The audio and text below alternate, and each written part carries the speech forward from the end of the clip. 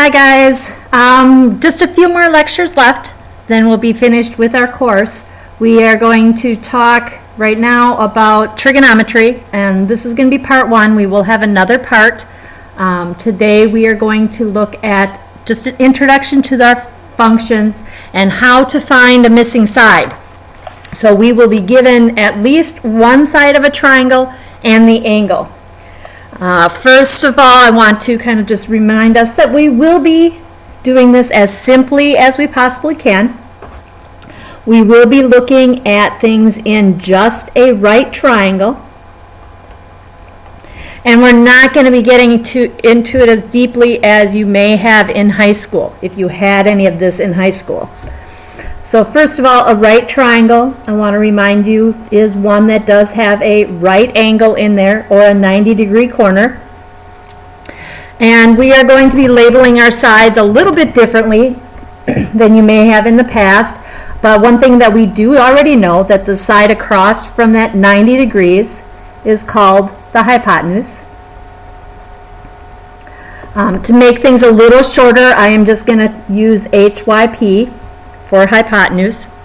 And then what I'm going to do is I'm just going to label this angle, because the other two sides are going to be labeled in reference to that angle. So this side, which happens to be right next to that angle, is going to be called the adjacent side. After all, adjacent does mean next to. And we are going to abbreviate that with an ADJ. So adjacent side is the one next to, that isn't the hypotenuse, but next to that angle of question, or in question. This one that is across from it, so this guy going over here, or the other one left, is going to be called the opposite side. So because it is opposite, whoops, I got to spell that. And we are going to use OPP for opposite, just to abbreviate it. Okay. Again, let's do another practice here. Let's say I have this right triangle. Okay. And this is my hypotenuse. I know that already because I know where I can't spell today, hypotenuse. I should have just went HYP and called it good. And let's say that this time this is the angle that I'm looking at up here, or this is the angle that I have. This side here is the one that's next to it, so this is my adjacent. This one here is across from, so that is my opposite. So these two sides that create the right angle are the adjacent and opposite, but I can't put them in there until I know what angle I'm talking about. Oops, I wasn't going to draw that, so let me start over. Let's go this way. So there is my right triangle. Here's my hypotenuse. Let's just go HYP. Let's put in this angle here, call that angle C. This one up here is next to, so that's my adjacent. This one across from it is your opposite. Okay, now the trig functions work with angles, and what it spits out is some sort of ratio of some of those sides. They are defined as follows. So if I have the sine of an angle, so we're going to put angles inside that sine function. You can kind of think of that as like a square root. You can't just take the square root. You have to take the square root of something, so like the square root of 9. The same with the sine function. You can't just take the sine. You have to take the sine of something. So we could take the sine of angles. And what we get out is that ratio of a couple sides. So the sine is defined by the opposite over the hypotenuse. Our cosine function is referred to as that adjacent over the hypotenuse. And our tangent function gives us that opposite over adjacent. Okay. Some of you may remember SOHCAHTOA or have heard of SOHCAHTOA. I'm going to write that down here. SOHCAHTOA. And you may have said, I have no clue what that means, where it came from. It was a tool to help us remember these definitions. You won't have to remember those definitions, but I want to make sure you understand where these kind of come from. This S refers to the sign, the O refers to that opposite, and that H refers to the hypotenuse. So by remembering so, they could remember sine is opposite over hypotenuse. Cosine is adjacent over hypotenuse. Tangent is opposite over adjacent. The way we are going to work with them is I'm going to put them into a circle, and I believe you've worked with circles when we did the electronic formulas. Some of you did. I saw them on your tests. So we can put these into these circle pieces. So our sine, and I like to refer to this as the sine circle, the sine of an angle, this little symbol just represents an angle, is our opposite over hypotenuse. Cosine adjacent over hypotenuse, tangent is opposite over adjacent. These little circles will be on the top of your homework so you can refer to them. They'll also be on the test so you don't have to have them memorized. We're just going to learn how to use them. Okay, so here's how we're going to use them. So let's suppose I have a right triangle. So there's my right triangle. And let's suppose that this was 37 degrees. Okay, so you had a tool and you measured that that was 37 degrees, or you set up your miter box and you cut a 37 degree angle, and you knew that the board here was a 10-inch board, or roughly speaking. And for whatever reason, you wanted to find this side. Okay. What we're going to do is first of all kind of label what these values of the ones that are given to us and the ones that are in question. So here is our angle that we have. This side right here, this 10, is right next to it. Notice I also know that this is the hypotenuse. If you want to label it, that's fine. But this is my adjacent, and this is my opposite. Okay, so in reference to this 37, this is my adjacent, this is my opposite. This is what I have, this is what I'm looking for. So I'm going to look for the circle that uses those two pieces, that adjacent and that opposite. So the sine uses the opposite and hypotenuse, not the one I want. This one also uses the hypotenuse. So I'm going to go into this circle here. So because it's my opposite and there's my adjacent, so I'm going to be using my tangent circle. So I'm going to draw my tangent circle in here.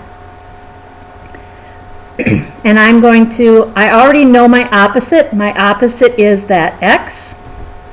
I have the tangent of, and I'm going to put that 37 because that is the angle that I'm looking for. And my adjacent is 10. Okay. Since these two are right next to each other, that means I'm going to find x by taking these two things and multiplying them together. Okay, now to use a calculator. First thing I'm going to clear this, because that was from our last video. All right, first thing I want to make sure that we see is down here in this corner, we see these three little letters, D, E, G. That means I am in degree mode. In other words, when I enter my angles, they need to be in degrees, which is where I want it to be. If you see something else other than degrees, you can change that using this DRG button. And there are other ways that angles are measured. We are not going to go into that, but we will be using degrees. So make sure your calculator, first of all, is in degree mode. And now we're going to take the tangent of 37. So I'm going to do the tangent. You'll notice I have a parenthesis popped up. So 37, I'm going to need to close that parenthesis off so that I make sure to calculate just that piece. If you want to, hit the equal button to make sure that you just calculate that piece, and then times 10.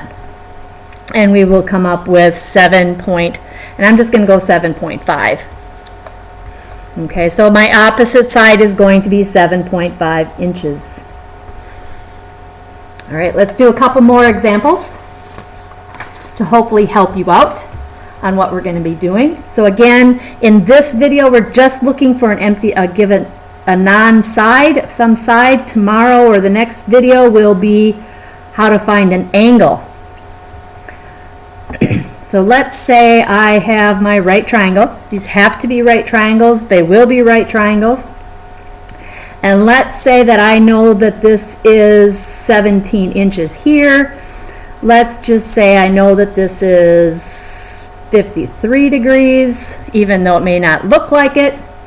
And let's say I want to find, let's go with this side. All right, so again, in reference to this angle, or in this triangle, this thing here is your hypotenuse, because it is across from that 90. This side here, in reference to the 53, is opposite. So I'm looking for the circle that uses the opposite and the hypotenuse. My opposite and my hypotenuse happen to be in this sine circle. So, my opposite is what I'm looking for. My sine, and that is of 53 degrees, because that's the angle that I've given, and 17. And that's also the angle that this is the opposite to. So that's why I'm going to use the 53. Again, these two are right next to each other.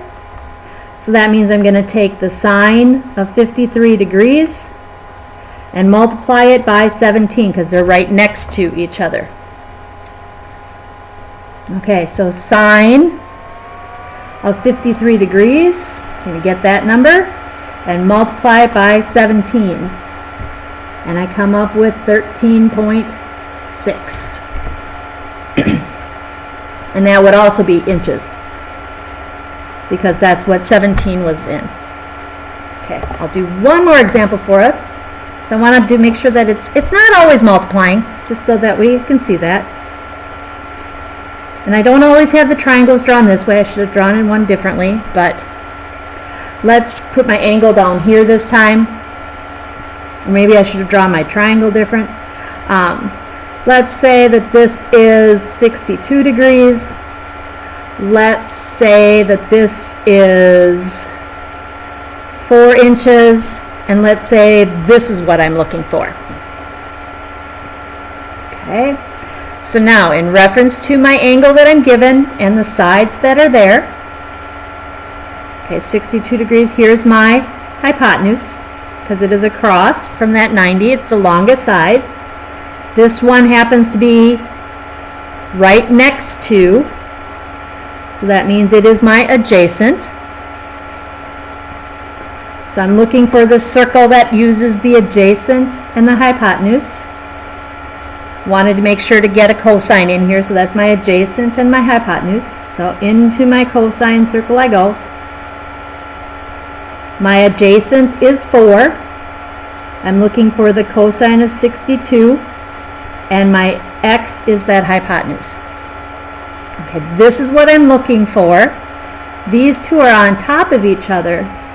So in order to calculate this, I'm going to take 4 and divide it by the cosine of 62 degrees. So using my calculator, I'm going to take 4 and I'm going to divide it by the cosine of 62. Close off that parenthesis. Not that that is needed, but I always do it to be on the safe side, and we get 8.5. And whatever units I'd be using, which again, I have inches. Okay. I hope this helps. I hope you see that it isn't as scary as some of you were thinking. These circles are slick. The next video is going to show us how we find angles given two sides.